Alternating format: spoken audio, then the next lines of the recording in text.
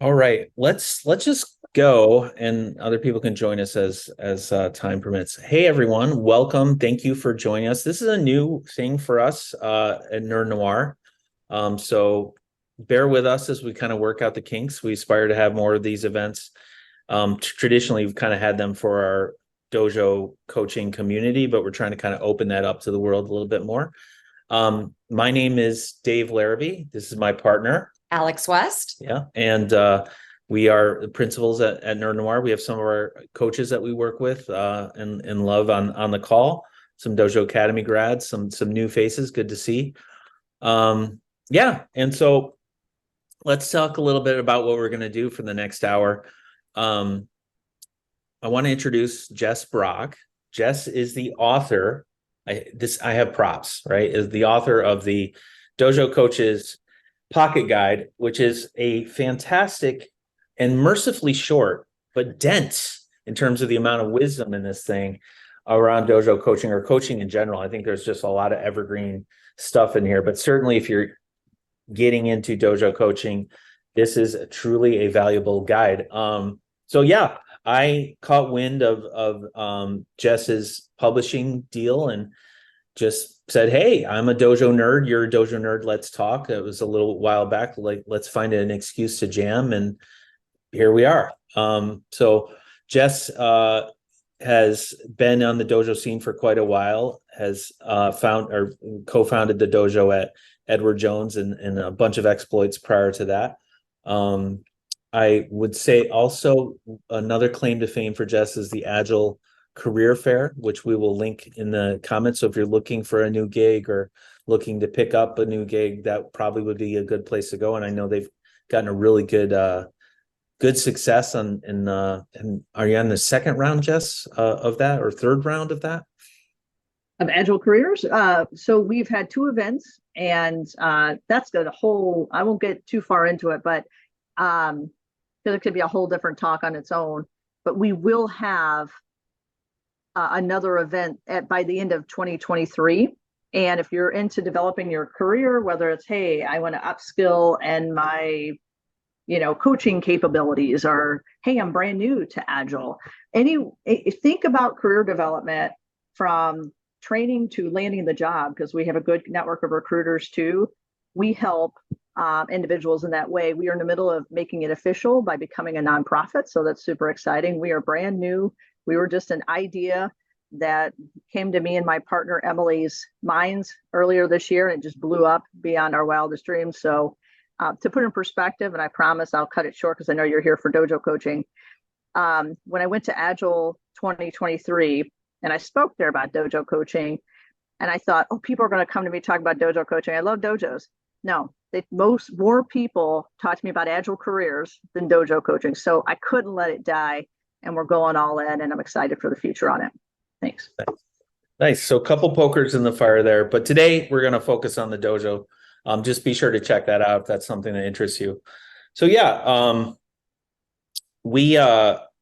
Alex and I have a company, Nerd Noir. We help companies set up dojos. We've done a lot of them at this point. Really passionate about the topic. We've created a coaching curriculum. So if you're interested, like an Agile coach or product coach or tech coach, in becoming a coach, you can check out Dojo Academy. So that's kind of where we're coming in here.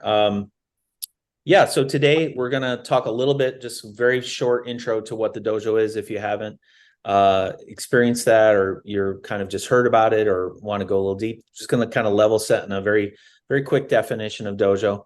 Then we're going to turn it over, and we have a little bit of, we're going to launch a poll in a minute. So we have some choices. Jess covers a lot of territory, so it's going to be a little bit of a choose your own adventure, and we're going to use democracy to figure out which topics she's going to speak on. And then we'll have a little bit of time. So if your topic doesn't get selected, don't worry. We'll have some time for kind of an ask us anything. We have some other dojo practitioners on the call as well. So we're going to kind of go into a little bit more of a discussion mode. Now, when Jess, is speaking, I just ask you to kind of leave yourself on mute unless she asks for interaction. Other than that, I think we're good to go.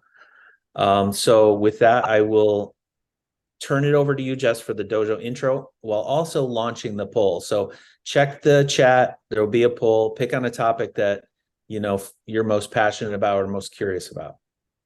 Take it away, Jess. Thank you.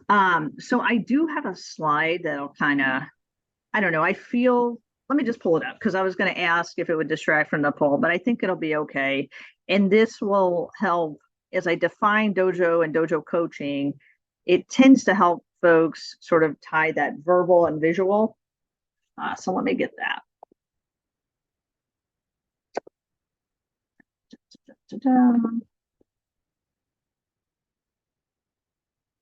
Cool.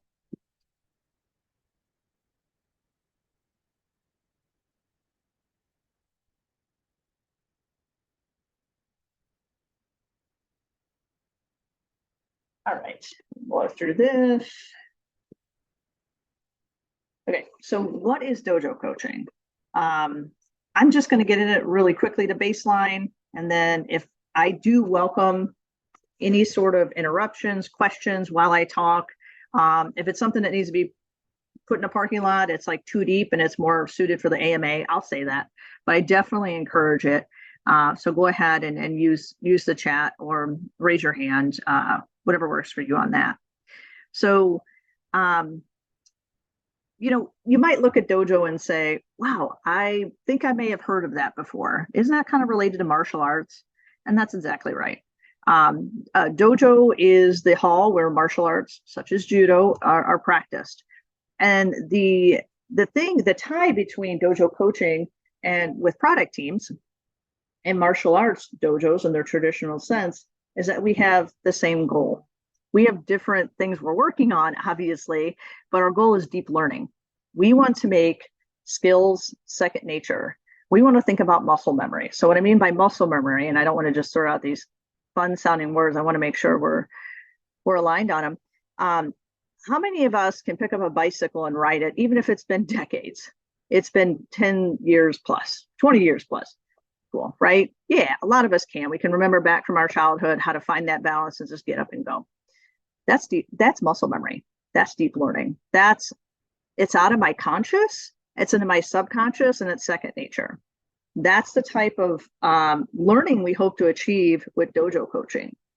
We want, we'll hit on an example here in a minute, but whether it's in the agile practices, agile ways of working perspective, it's software craftspersonship, it's DevOps, it's product development, heck, even leadership. Anything that you want to create deep learning on, in my opinion, you can wrap this approach of teaching and coaching, which is dojo coaching. A big claim to fame with dojo coaching that you may or may not have heard is that we embrace learn by doing. And I'm going to go ahead and do this. So this is a quick little definition of dojo coaching, one that I put together.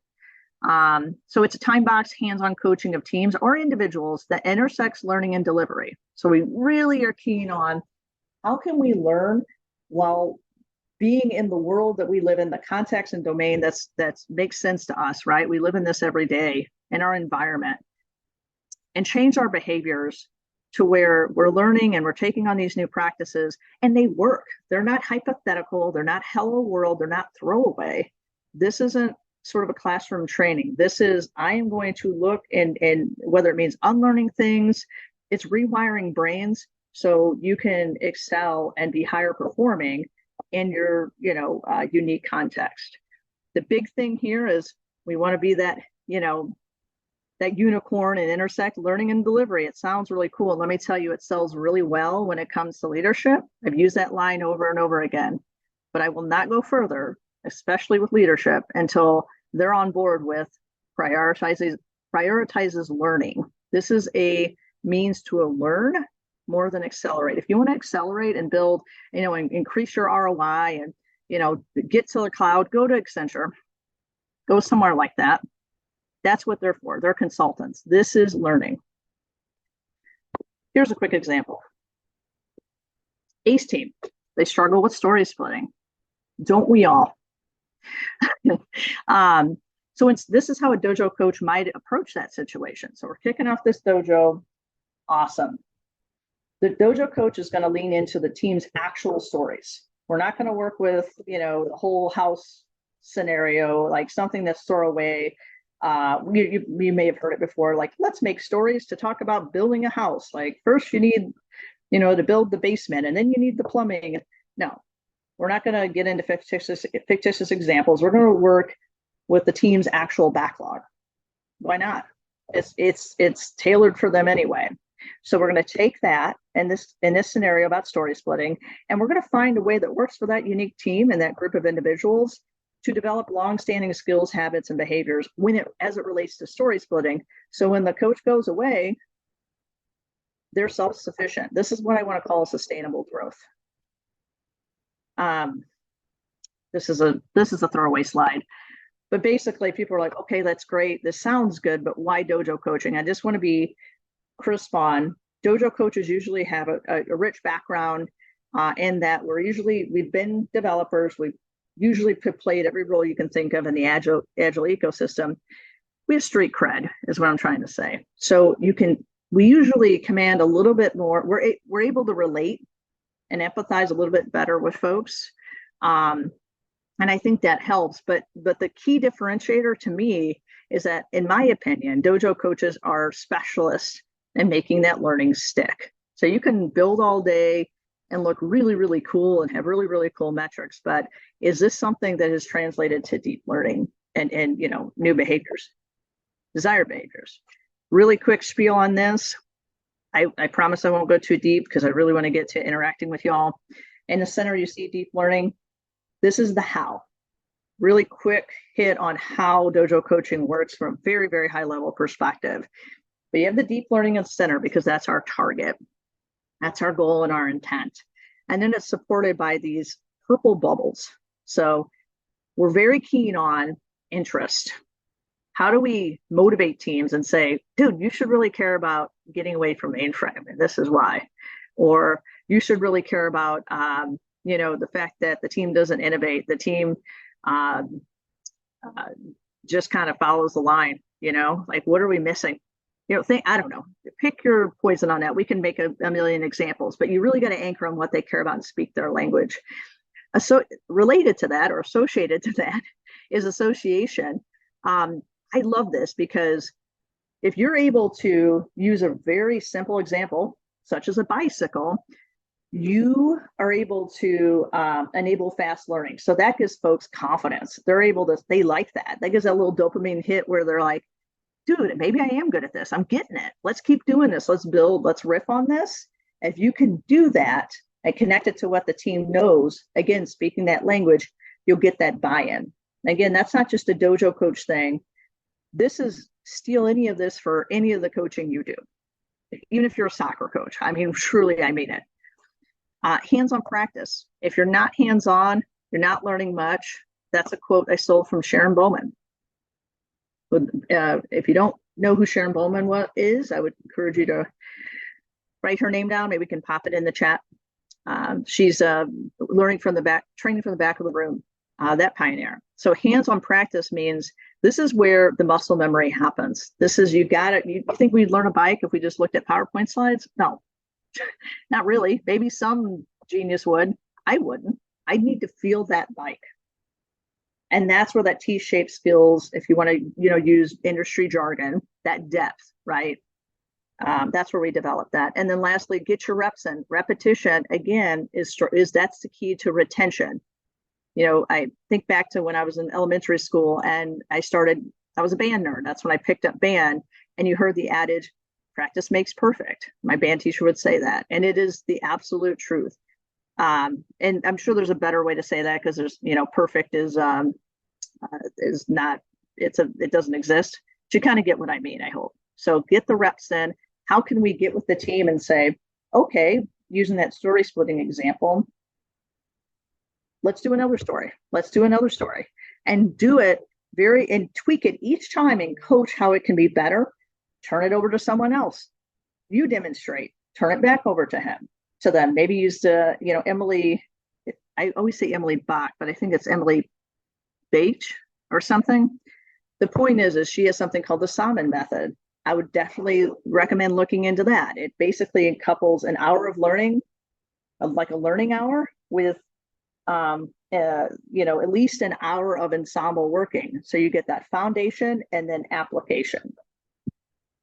I'm going to pause. That's my tee up for dojo coaching. I'm not getting into the operational model unless you guys want me to, Dave and crew, but that's sort of the intent and spirit, in my opinion. No, I think that's a good level set. Let's yeah, I'm unmuted. I'm going to end the poll and share the results. I'm just reading button titles now. So we have the clear front runner is creating long-term impact, and then right behind that we have coaching anti-patterns. Wonderful. That is the first time that one's been picked, and I love it. Picked as a front runner. I'm going to get to that section.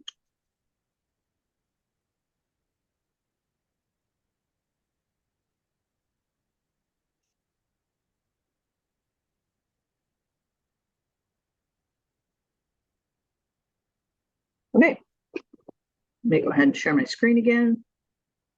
I'm happy to share this content out too for the sections we may not have time to hit on. Sorry guys, I'm not used to working with one screen. There we are. Okay, so I've developed, so this talk that I'm riffing on right now is Tales of Dojo Coaching, which I've put on at various conferences.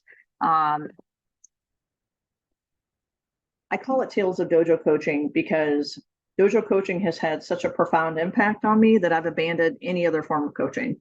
And these are the themes that have sort of revealed themselves to me by dojo coaching for the last 4 years. Creating long-term impact, why this has emerged is because traditionally with dojo engagements, they're 6 weeks.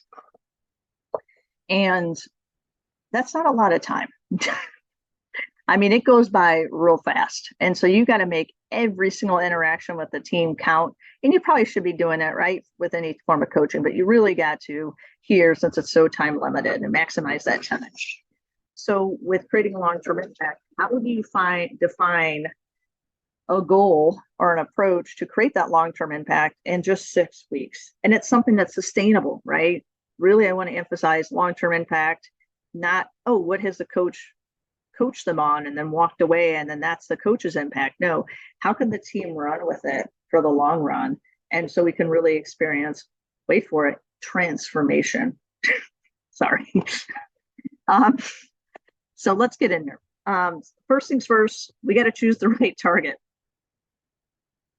It doesn't make a lot of sense for us to just be pulling from the air. We got to make sure in 6 weeks, which I have demonstrated here or illustrated here, we only got this much time. We can't fit that much in 6 weeks. It would be dumb and for us to fit that much because we're not living up to our potential. That's not very challenging. We got to make it just right. We got to be in the Goldilocks zone. So we got to make sure we start on the right foot. And what that could look like is,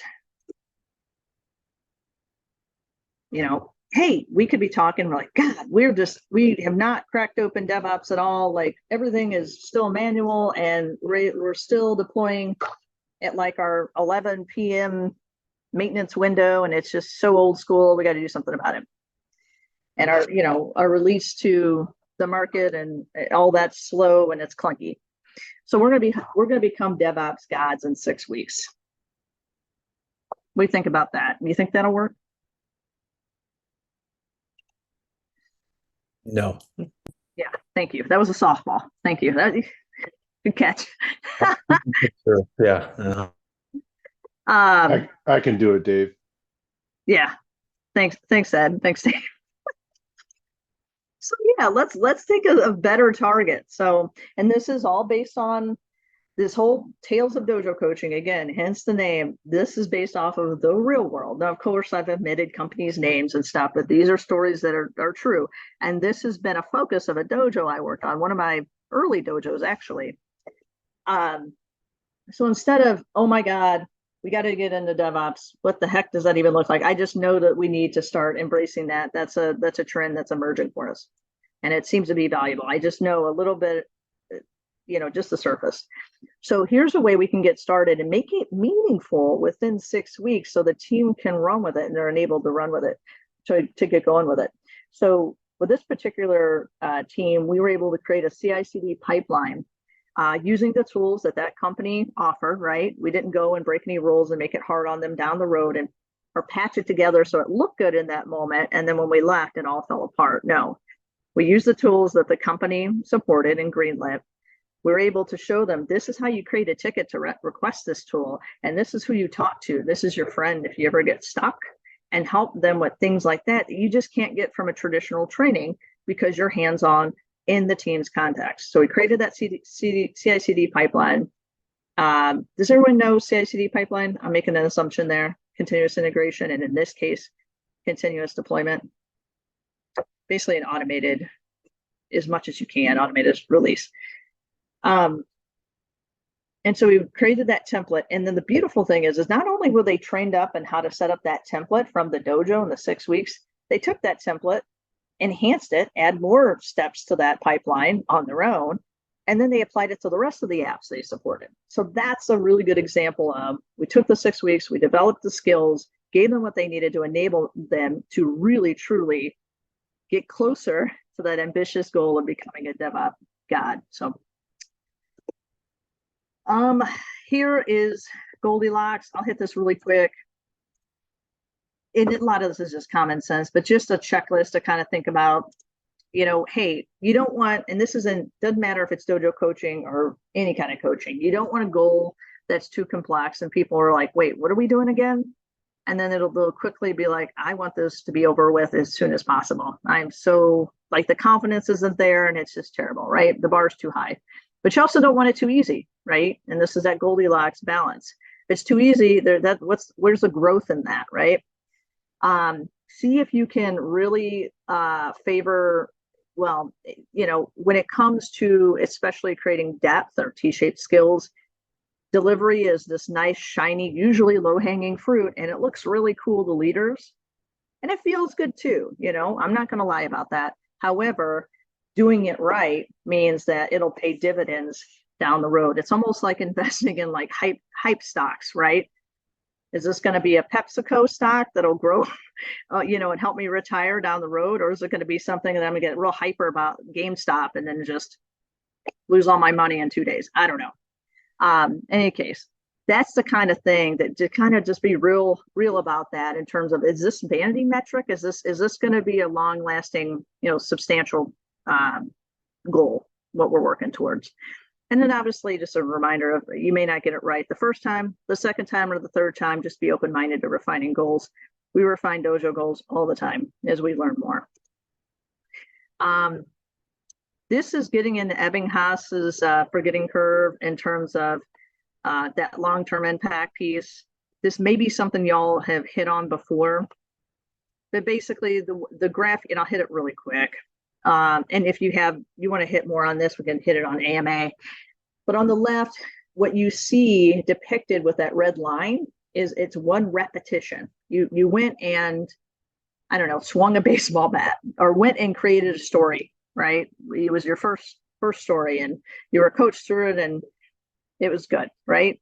But it was the first one. Of course, it was messy, and you just kind of left it. And then after 6 days, it's really not there anymore, right? It's eroded in your mind. It's like if you tried picking up that bicycle one time. That's exactly what that left side is depicting, versus the right side, which says, hey, the green line's that first attempt, and then I'm going to keep getting my reps in, and that's represented by the green lines. And then what do you see? For our science nerds out there, the research tells us that the retention is there. So the more reps you get in, you truly make it stick with repetition. Other things you can try on your teams, teachbacks. I love teachbacks because it is a hands-on knowledge check.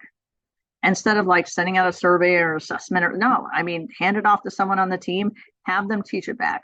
Picking on the story splitting scenario, have them teach story splitting best practices based on what we learned together as a group. It's cool because it really puts it helps that individual grow, and the team, they might have a different perspective, which is valuable. They usually do. And hey, you get a break from hearing your voice. That's great.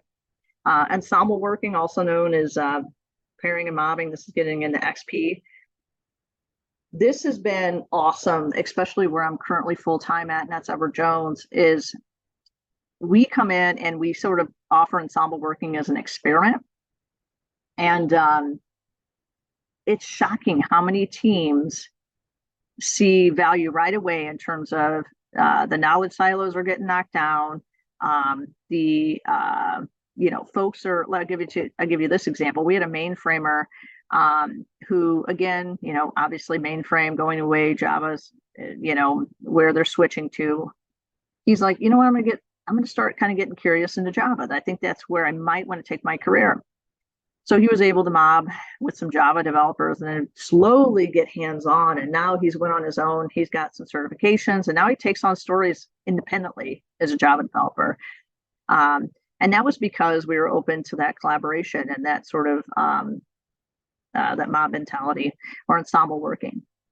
So it's really cool for skill building, knocking down silos, efficiency. Think about code reviews. Just do them with everyone there already after we developed it together. So I have a whole different talk and thoughts on how to handle that, different styles and approaches on pairing and mobbing. So we get on that later. But I recommend even trying it. It doesn't have to be technical. It could be, we need to develop a value stream or a process thing. Okay, writing stories, mob on that. Just the fact that we're collaborating and we're changing the keyboards, and we're letting, to steal from Llewellyn Palco, we're letting I'm the sort of navigator here saying what's on my mind, and we're letting it go through the driver's fingers, that whole thing. There's something to be said about saying it out loud and vetting it real time. So I'm going to pause. That is creating long-term impact, Dojo style.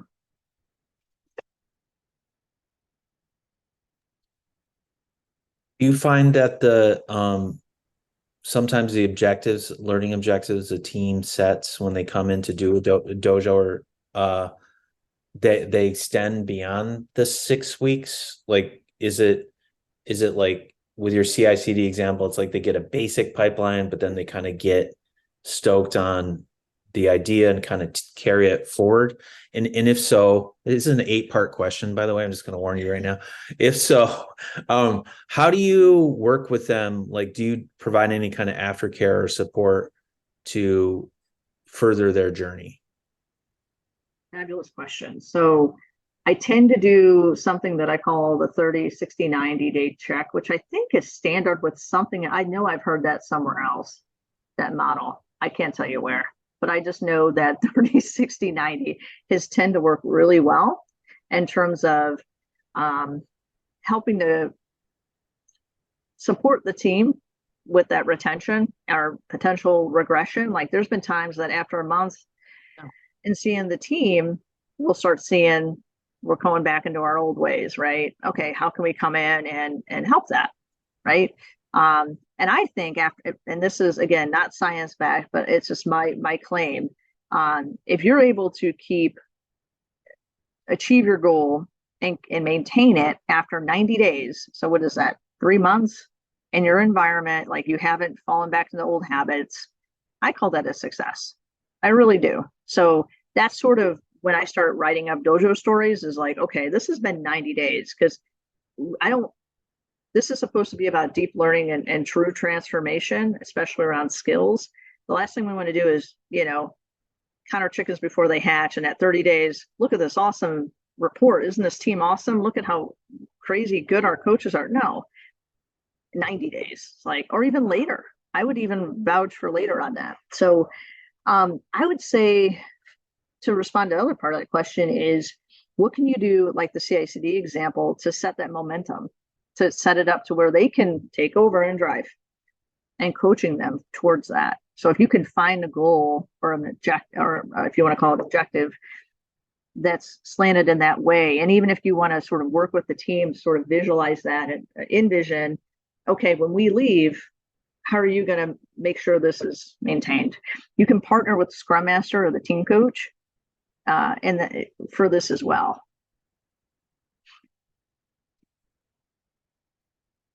Hope any follow-ons to that?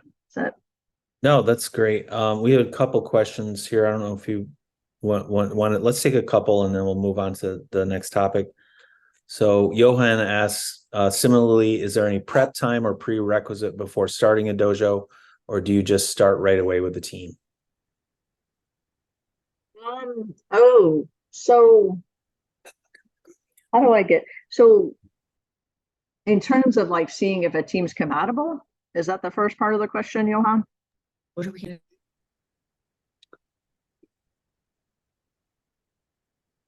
Yeah, sorry. So the question is, how do you make sure the team is ready to be starting a dojo and learning with you?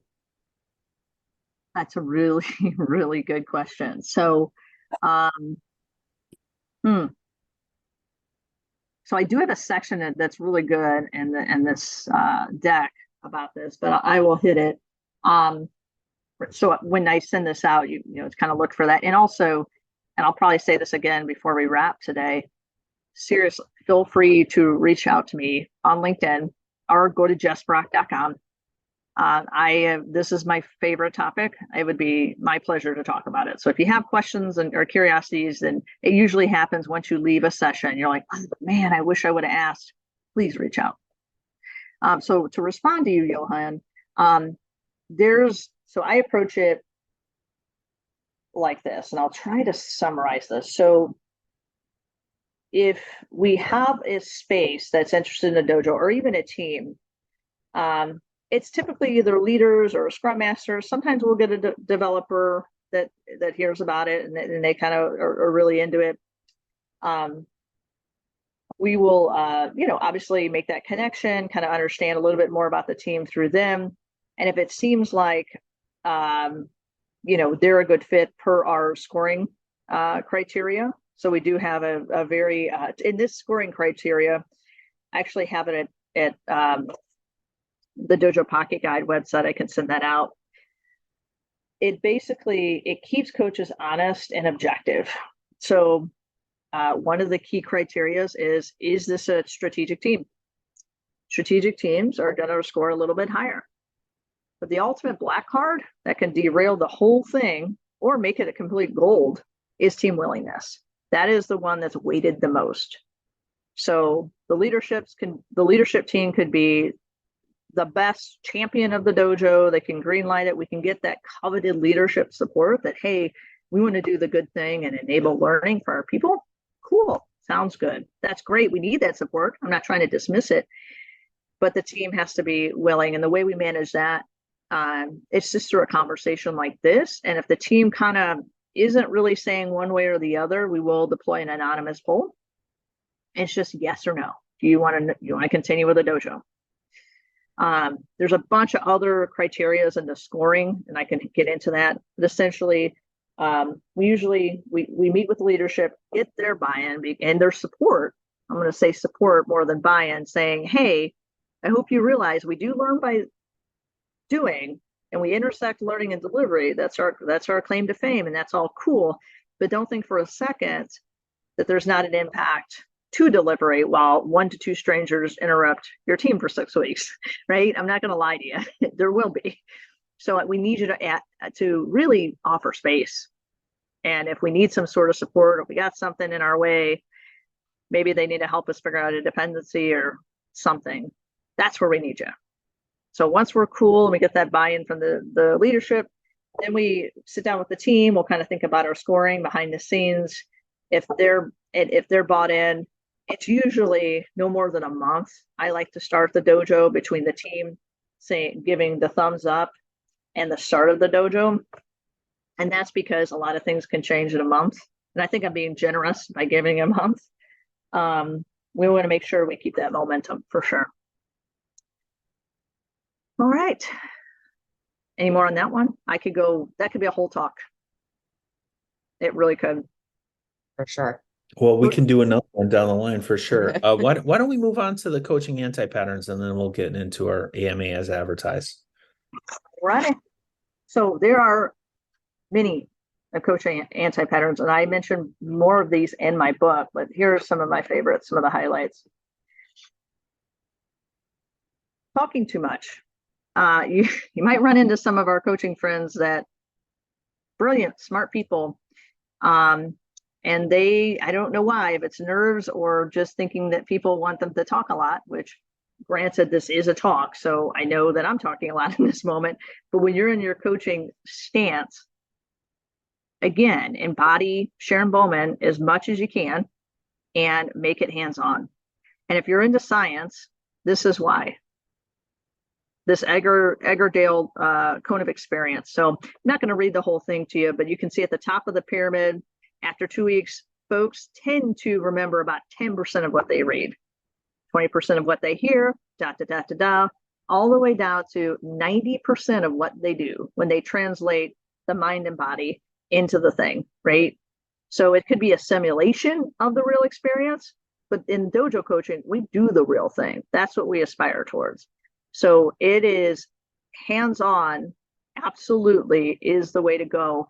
Now, you need to tee things up from time to time, like the Salmon method, if you want to set up a theory kind of thing and then get into hands-on, that's cool. But if we're 30 slides deep or we're totally disorganized and we're just talking and there's no hands-on action and engagement, that's where it becomes a big anti-pattern. Being too soft.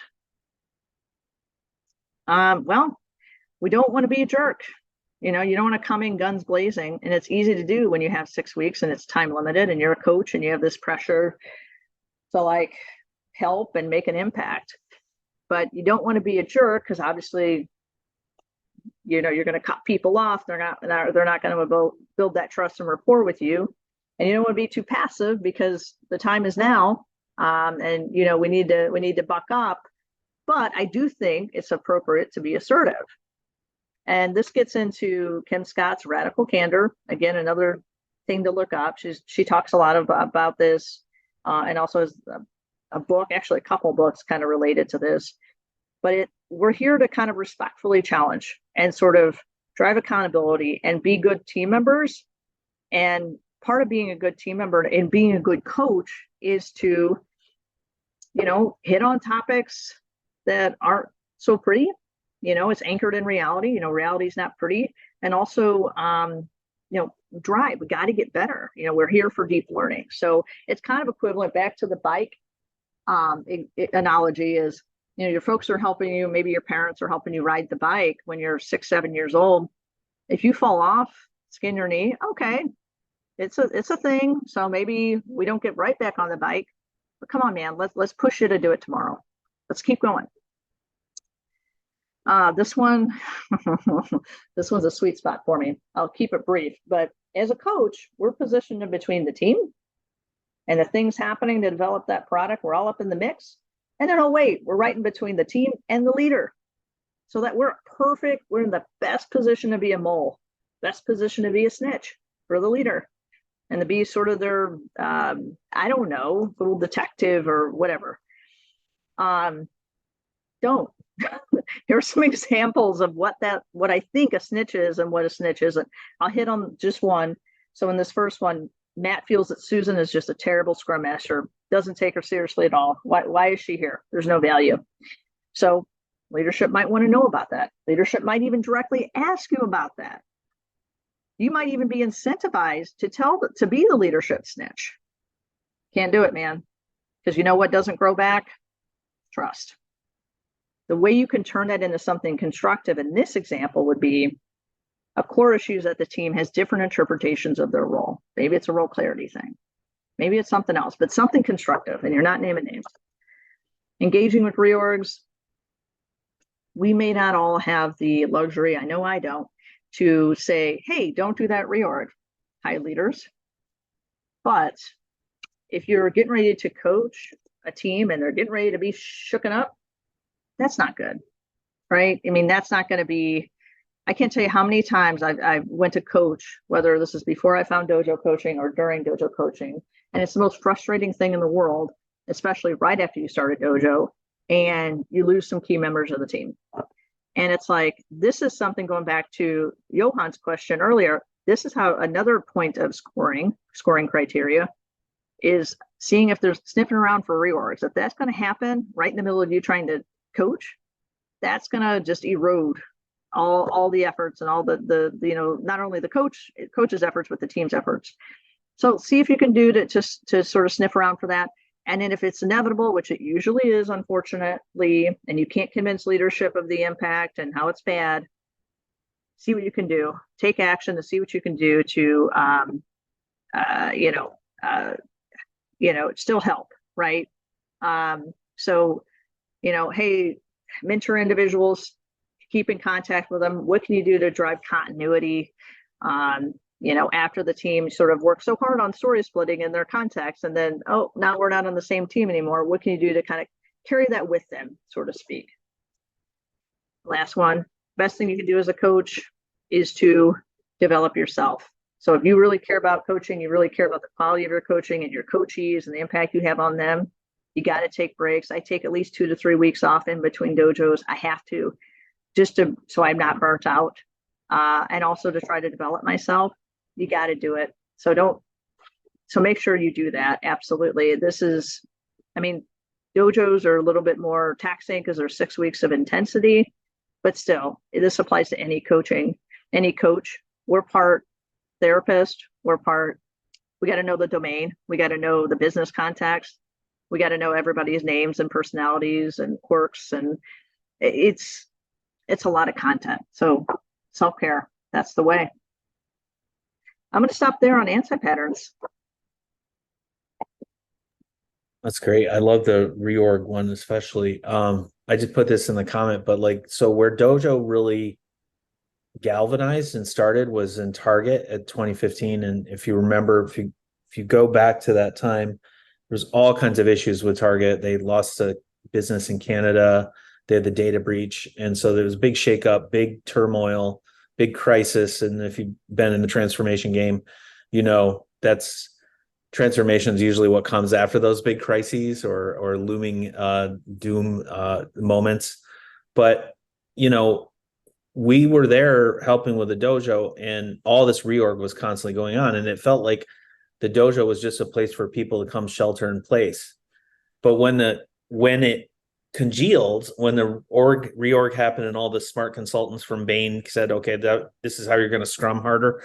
Then we started seeing teams coming in and having that stability and really leveraging it. And our numbers, just our metrics, all the goodness, the vibes, everything from the qualitative to the quantitative really started to just turn over. So I think that's an awesome thing, is putting in dojo in situ as part of a healthy part of a transformational breakfast.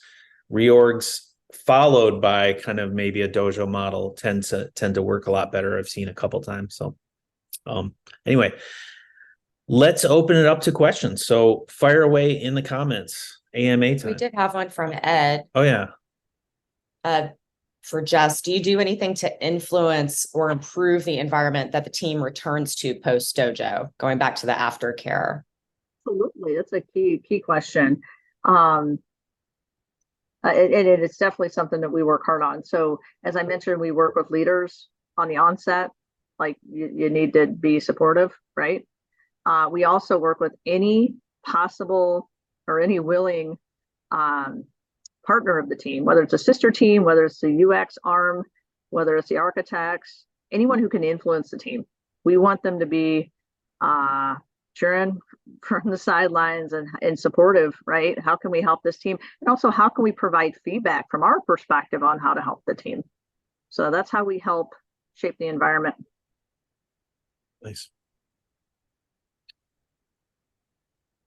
What else are people curious about? And you can unmute and just speak up if you want to as well. Yeah. So for me, I would like to know how you've approached building up coach advocacy and communities of practice within the organizations that you've touched. Mm-hmm. Coach advocacy, the value of coaches? No, more so I run a dojo, I run multiple different things, and I have a lot of people that say, hey, I'd love to be a coach. And it's like, hey, I don't have the staffing for you, right? But you can help me out. So I would like to, almost make you a partner coach, somebody I can tap on the shoulder, maybe somebody that can run some of these sessions themselves, maybe it's something they're aspirational into. So if I do have an opening, I know the pool of people that I can kind of reach out to. Sure. I have a few things that come to mind on this, and this is, I guess we'll call this the AMA section. So please, Dave and Alex, if you have any wisdom on this too. So I like to make sure that the organization sees coaching as a competency that anyone can have. Mm-hmm. So to that end, how are we developing? How do we look at coach development, whether it's coach approach with leadership, whether it's a dojo coaching development program? Like, I honestly think not only anyone should have that coaching mentality, but that a subset of that immersive learning aspect or experiential learning aspect of dojo coaching. How can we train coaches to have that stance too, and that competency? Back to like Alyssa Atkins X-Wing, maybe an updated version of it could involve that hands-on piece. So with that in mind, perhaps, yeah, you don't have a job for you, but hey, what can we do to put you on a path to develop you as a coach, whether it's hands-on experience through mentorship, it's ICF training, it's like that type of training, it's some in-house training that you develop. I don't know, that's where my mind's at with that one. Dave, do you have anything? Yeah, I mean, I'll just say, like, here's one of my sneaky tricks. Okay. When I go and work, and it's I think aligned to what you're asking, Michael. But when I'm working with a team in the dojo, my first question is, how do I get this team to coach themselves? How do I foment a coaching activity? How do I invite people to the party? And the reason for that, one is long-term sustainability. One is if the team kind of gets used to switching coachee roles dynamically when they find something that they know and can impart, you can start that revolution without having to go down the role path. So I call that kind of the coaching activity, which I think is what, Jess was opened with here. And also that saves my energy too, right? So I'm more directed at getting you to be self-sufficient and have kind of coaching behaviors within the group. So I think advocacy can be like capital A or lowercase a, and if you can find those little hacks to just like get people to coach a few more minutes in their day, like that's a really interesting way to start. So one thing you can use is that skills matrix that gives you those clear opportunities where you have someone. I kind of do a simple ones like, can teach it. Oh, you could teach it. Cool. Let's teach them. Or maybe I'll help them prepare teachable moment or something like that. But I'm kind of really coaching at that level. So I kind of try to operate as much as I can at that level, Okay. Great. Awesome. We do a lot of that already. I was just looking for new ideas, but this is good. It reaffirms, which is A also little good. external validation never hurt anyone, right? Yep. It's good. Yeah, cool. Ray, what amount of time do you typically ask a team member to commit to dojoing, I like that, on a weekly basis in order to develop healthy habits over a 6 to 8 week period? The new verb, dojo. Dojoing we go. Yeah. I mean, all the time, full time. Like, it's 6 weeks immersion, right? So I don't know how you do it, Jess. Let's compare notes. Michael, let's add you to the party as well. But I generally I kind of negotiate some core hours with the team.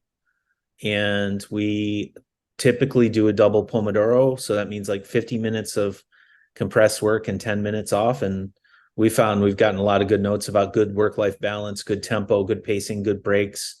And we take we call sacred lunch, full hour of lunch. I could be better about that personally. I'll just admit to that. But we kind of say, hey, and so generally, Ray, we're getting like, I don't know, like 4 or 5 good hours of work in a day. And we tend to skew very collaborative. So ensemble, pairing, mobbing, or ad hoc kind of collaboration, product discovery, all kinds of different things we would do in there. But it's just full time, I would say. Sometimes people need a break, and that's cool too. And I try to model that behavior. So like I'll just find the nearest coffee shop and disappear, or let the team know I'm going to take a little coffee break, just to get out there. So energy management's the thing. How do you all do it? So a lot of the same, but we also kind of respect the team's time, right? So if they feel that they need time to go heads down, we don't shame them or say, hey, let's not do that. Maybe we break them up into different working sessions, right? It's like, hey, that's great. We want to go heads down, but let's work a little bit more collaboratively, right? A lot of what we're doing in these days is remote, so it's a little bit easier to do that. But even when we were in person, it was a lot of the same, right? Oh, hey, great. You want to work on this? Let's list out the 3 or 4 things you want to work on, and let's put each other at the tables. We'll move the tables around, get everybody kind of up and running and working. And then we also make it very clear, shyly, and I say that because we're not very upfront with it, but as we go through the weeks, right, we try very hard by that, middle 4th all the way to 6th, when we're doing a full dojo, that we just start stepping back and we make it less structured. So it comes very in because we've got this question so many times. What's the schedule? What's the schedule? What's the schedule? By that 3rd week, they stop asking that question. By the 4th week, in the middle of that 4th week, there is no question. And then they start going by themselves. And we're really just running a scrum team at that point, right? A micro sprint of 2 days. They know what they're doing. They know where they want to go. And basically they just run themselves, which is fantastic. And we just observe and kind of step in and provide safe advice, and then sometimes cupcakes. So Nice. Are you hiring? Trepidation around, oh my God, is Dojo gonna consume my life? And then I have to do like work after hours. That is a very common. Ooh, how do we mitigate that? So I'm glad this is brought up. And I've talked about this before, Michael. I'll make this brief, but like an arc of dojo coaching where in the beginning you're going to have resistance, almost like I'm thinking like Adkar or Satir. It's like resistance of, oh God, when you say 5-6 hours a day, like that's, even though it's learned by doing it, still it's visibly on the calendar. So I'm gonna, freak out. And then exactly what you said, it'll start slowly coming down because they're seeing that value. So anyway. Yeah, my favorite rebuttal is, 6 weeks. Great. Can we do it in 3? Yeah. No, we can't. We won't try to. Let's put it that way. Unless you're really pressed for time and we really love you. But no, that 6 weeks is very important because you're not retaining any of those skills, right? If I just show up and do a training, just as you shown the Ivanbergen, I know I murdered that list. Like you're not doing upskilling. You're just listening to me talk, which is flattering, but not useful. Yeah. Yeah, I think there's quite a cognitive leap because when you start explaining dojo, people immediately go to training, right? And they think that, I'm going to be taken out of my work. Leaders think that, team members think that. And so you have to do the comms and the education to say, no, it's learning. It's like, sometimes call it like real-time adaptation of good practices to your work, right? So, we're going to be working on delivering, right? We're just going to be doing that in a more mindful way. But you have to communicate that out. The more you communicate out, the easier your coaching ride's going to be, right? Because you're not having to run those comms in those week 1 and 2. But your pacing, Michael, I'd say is pretty much my experience that you described. I think that's pretty standard arc, right? So awesome. Ray, the other thing I would recommend is check out and I can never pronounce the name, but the Saman coaching is in the family of immersive experiential learning, but it's a much smaller pill to swallow. So you can try that as a lead in and see if you get some results and pitch that to be a more, turn it up to 11 Spinal Tap style dojo engagement. There you go. Just real quick shout out again and I'm going to say Emily. I think she says Emily Beige. If someone knows, please tell me because I don't think it's Bach. I think it's Beige. Yeah, it is Beige. She says it on her YouTube channel. Okay, yeah, I don't know if you have all noticed, but if you haven't followed her, she has started to pump out some really groovy content. It's just like this month she started to. You can tell she's really invested her energy into developing content similar to Salmon method and teaming and stuff that's could translate well to your coaching toolkit. Yeah. So I'll send a little email tomorrow with a little link pack, the link to the video, maybe even a special treat. So check your email. Yeah. Cupcakes? I would, if they could develop that technology, Uh-huh. I'm on board. Yeah. Awesome, y'all. Well, thank you so much. We're at time here. I can leave this open. Fortunately, we do have to bail at 6, but I can make you host, Jess, if you can stick around or not. We didn't really talk about that, so really up to you. Way to put you on the spot, I guess, but No, you're totally fine. I am cool with that. I could definitely hang out for a little bit. If folks are willing to do that, I'd be happy to. Thank you so much, Jess. This was great. yeah, thank you. Thank you. See you later. All right. Is anyone hanging out? I don't know. I'm here if you're here. Well, yeah, I gotta bail. Yeah. Okay. See ya. Bye, Dave. Dave. Yes, appreciate it. Bye. I'm gonna make sure I made you host for sure. Double check my work. Yes. Do you have the Dojo Academy shirt on? Yeah. I'm a plant.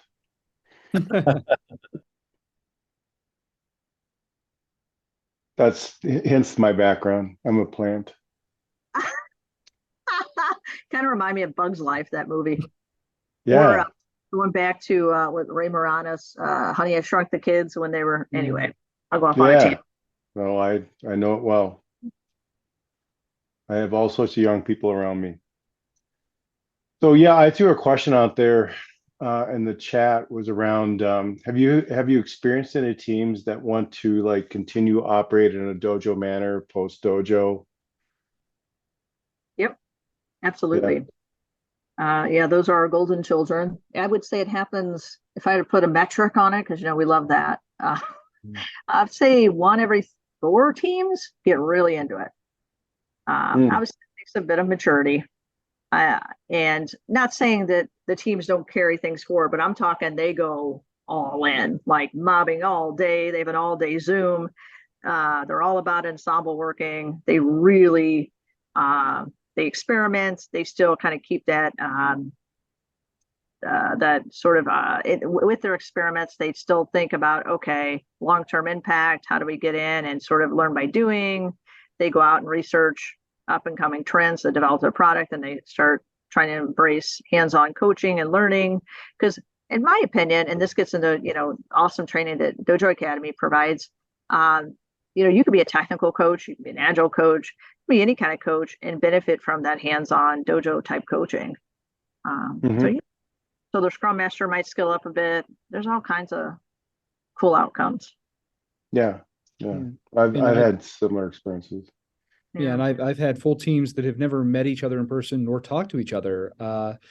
Not on Teams, not on any other type of communication platform, barely getting anything done in terms of that, to coming through a dojo, and that's their main primary use of communication, right? They talk to each other every day. I love to call it the dojo effect, where you have day one, everybody's walking through the door and the coach is sitting in the office off in the corner. You watch everybody walk in with their heads down. They don't want to say anything, hoodies up, to, that 6th week where everybody's waving, saying, good morning. Hey, how's it going? Hey, and it really is a change, because it changes the way that they think and operate, right? It makes work fun again.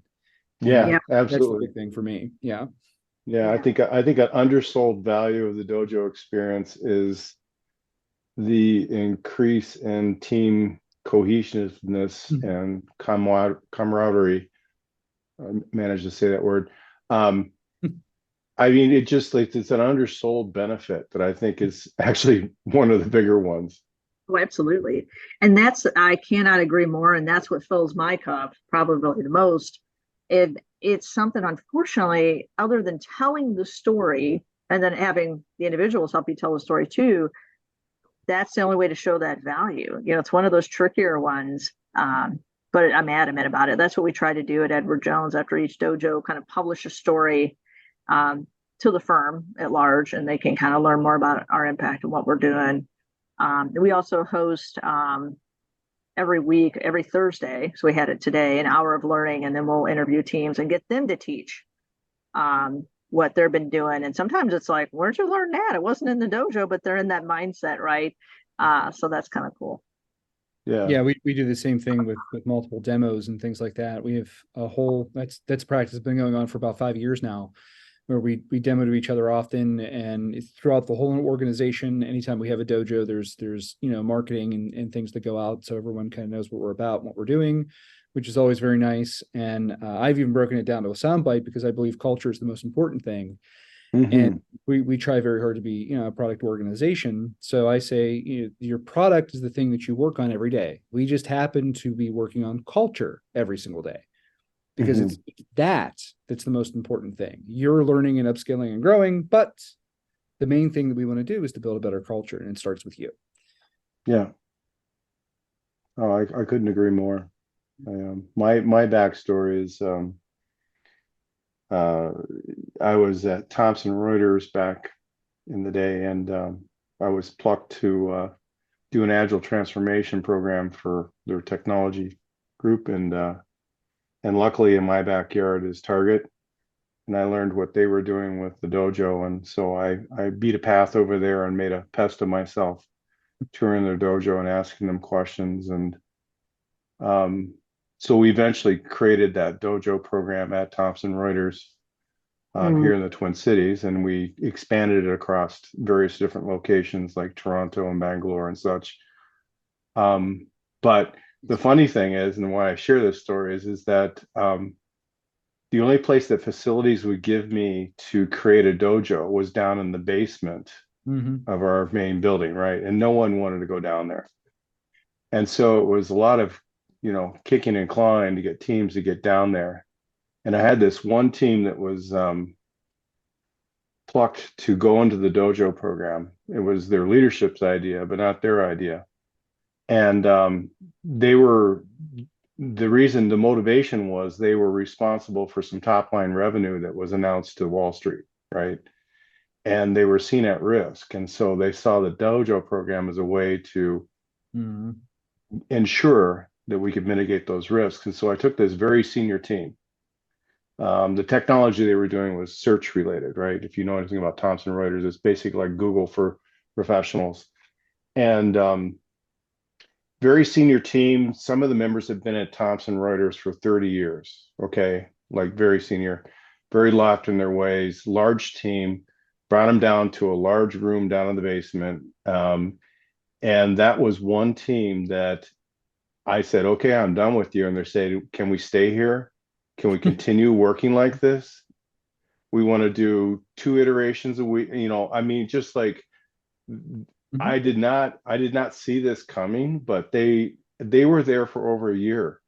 Yeah. I had to negotiate with facilities to allow them to stay down there beyond a year and get more space so I could bring more teams down.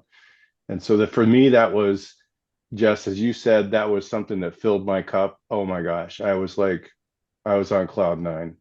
Yeah. I always compare coaching to golfing, if you guys are interested or play golf or at all, and it's like a terrible game for your self-esteem. And it's constant frustration until you get that birdie. Yeah. And then you ride that high to the next birdie. Yeah. It's almost like masochism. It's brutal. And it's so funny when you said basement, because the first thing that came to mind is, did you find your stapler? But Well, I love what you yeah. were saying about the team, and you mentioned something about continuing the small sprints, like the 2.5 days. Some of our teams have continued that. It's pretty cool. Or got rid of Kanban. So anyway. We had a special in residence area. So like they would go to the dojo proper, and then if they wanted to, they could hang out in an area that we set up that looked like the dojo, but without us. And it was just 2 floors down from where we were. And they would hang out there, and they would work there until we had to kick them out for the next set of teams. We had one team again stay there for about 6 months. They were very happy. They always came and talked to us. And then when they had to go home, they were like, oh, do we really have to go back home? We don't want to. Yeah. The worst part of the dojo is ending the dojo. Yeah. Every time. Yeah. Do you One thing, guys do any kind of graduation ceremonies or anything like that? Do you like kind of recognize them afterwards? yeah, we could do better at Edward Jones. We do try to make an event out of it, but like at other places I've either worked at or consulted at, we did a little bit better job. And a lot, obviously that was pre-COVID, so that kind of shook things up.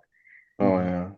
Yeah, One when we thing, were when we were in person, there was a lot of like we would bring the leadership in to have them yep, talk to them, then our leadership would talk, and then their leadership would talk, which would be a lot of them talking, and then the team would talk, and then we would come in to a pizza party or cupcakes or kind of whatever the team wanted on yeah, demand. Now that we're remote, we've moved it, obviously no cupcakes for a lot of that, right? Because they're not in person. We can't just ship out a cupcake. That'd be crazy.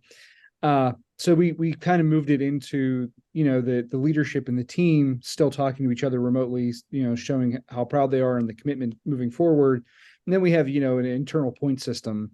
So I have my coaches send out specific points to people that were standouts. I send out a general one to the entire team for enjoying it. And that all goes up to their management, so they know, hey, we attended this, we did that, we've got the paperwork to show that it's happened. But it's just a way to celebrate them a little bit more, right? And then we offer that support and really that standout of what made each individual that was in the dojo special, right? Mm. Because everybody's got their own personal quirk or thing that they learned, and we try to like bring that out as a reminder of like, we didn't know about this person, or this happened in the dojo and now this person's going to remember for it, right? And it's inside jokes and things like that.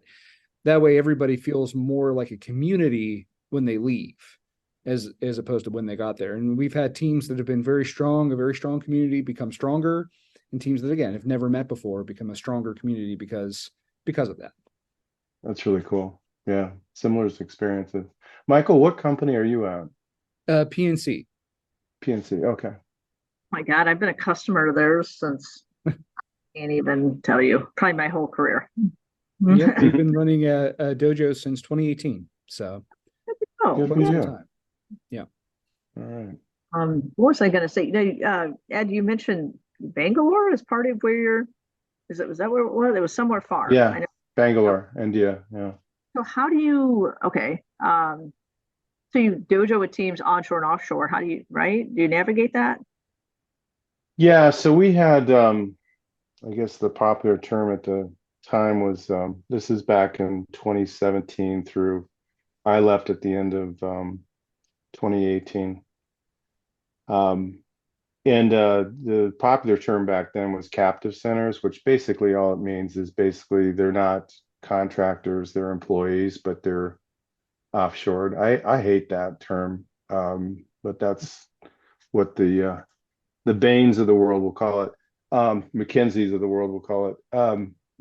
So we, I mean, I had a wide network. At Thomson Reuters, we had like when I started this responsibility, I had 17,000 souls in the technology organization, spread across 300 locations globally, right? So you could name virtually any country aside from the ones that we're not supposed to do business in, and we had a location there. And it could be very small, but there were some that were extremely large. Ironically, the Minneapolis location was the largest campus we had at that time. And that was just through kind of acquisitions. But yeah, we had Bangalore, and I had established, I mean, I had in my prior responsibility been responsible for setting up sites there, and teams and things like that. So I had contacts I could reach out to and say, hey, we got this thing we're doing now, and I think you could really benefit from it. And so it was a birds of a feather kind of thing, rather than, take the typical approach was, create communities of practice and centers of excellence and kind of the ways we've always done things around transformation programs. It was, hey, this is a really cool way of upskilling teams and engaging with teams and kind of bringing them into new things that are especially relevant to them, right? Because every team is unique, right? They got a different business problem they're trying to solve. They got a different technology stack they're working with. They got different challenges. Some have similar challenges, but usually you run into a few different ones. So what tool can we bring, what approach can we bring forward that embraces that, versus try to put everyone, you know, into the round peg hole or the square peg hole, right? So, No doubt. Yeah. Well, and it's I could probably pick your brain more on this because I gotta get going here in a minute, but Edward Jones has formally announced the offshore onshore model. oh yeah, Yeah. Unfortunately, so the way that they go and say, oh, we went 100 years without a layoff, and it's because like more of our workforce is contingent or contractors than associates. Mhm. So they just, oh, we're good. Whenever like economy gets bad or something gets bad, they just drop people, right? Because you know, you just do that to people. Why not? So now, unfortunately, our local onshore contractors probably, it seems like a lot of them are going to get let go and be replaced with, we made connections out in India. I don't know what company it is. yeah. And so we're going to be dealing with that here in the next year quite a bit. And, you know, just wanted to see how we can, because, you know, obviously there's a time zone difference and, you know, so. Oh yeah, well, if you want to pick my brain around that, have lots of years of experience and making that work and lessons learned. And the funny thing is that back in the day when we were making that decision to do that, the advisors to us, which was McKinsey and others in the room, were saying the labor arbitrage is gone. It's left the building. So if you're not doing this for like other reasons, like they can do it better than you for a cheaper price, then you probably shouldn't be looking at that. So, and that was, you know, I don't know, 5, 6, 7 years ago. So, And also like clear communication's key. So there is some empathy with onshore, offshore, you know, ideals and all of that. But a lot of people forget that whatever you consider as your offshore, they aren't in any of those conversations. So a lot of that time shifted. They're all the same employee from my perspective. We have to treat them with the same level of respect, and that often does not happen. So you end up with these teams that are spinning their wheels on whatever shore they're on for the day, and they get left behind. And it's very easy to leave them behind, right? And that's the hardest part to just say, hey, you have to talk to each other. It's not a handoff, it's a collaboration.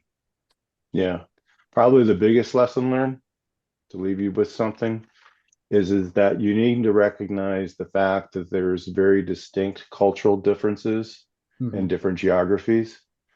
And especially as you go to Asia, the way that they, you know, their beliefs and kind of things like that, how they operate is very different. So be in tune with that, understand it, don't try to fight it. Hire an expert to advise you on it. I did, and you know, embrace it, and then know how to kind of work within it. Like one of the strategies we used there was to say, okay, let's take people that were born and raised in Asia, but came over to the US and worked for many years of their career. And then when we return back to Asia, let's pick them as the leaders because they have the empathy with us and them, you know, right? So they can be that proxy and that conduit to help translate. So that was one strategy we used. Like that, we have various BRGs. I wonder, I know one's an Asian one. I don't know what it's called. It's more where Asian folks are. And in fact, one of our dojo coaches is part of that BRG because he happens to be Asian. And that's interesting. Okay. Yeah. And we have so many Indian folks in our circle too that we can, yeah, that's a really good call out that I think goes overlooked. Yeah. Yeah. But so sorry, but I have to get going. Yeah, me too. Absolutely love this. I hope we can do it again. All right. Yep. Sounds good. Nice meeting you both. Nice Bye-bye. meeting. Take care. Feel free to reach out. I mean it, even on LinkedIn, even if it's like a random message, that's totally fine. I welcome it. Okay. Sounds Yeah, good. I enjoyed the conversation, everyone. I'm here, I'm listening, but you guys were on a flow, so didn't want to interrupt. Great It's all combo. right. It's all good. That's cool. Thanks, Chris. Yeah. All right, everybody have a good night. Yeah. Bye-bye.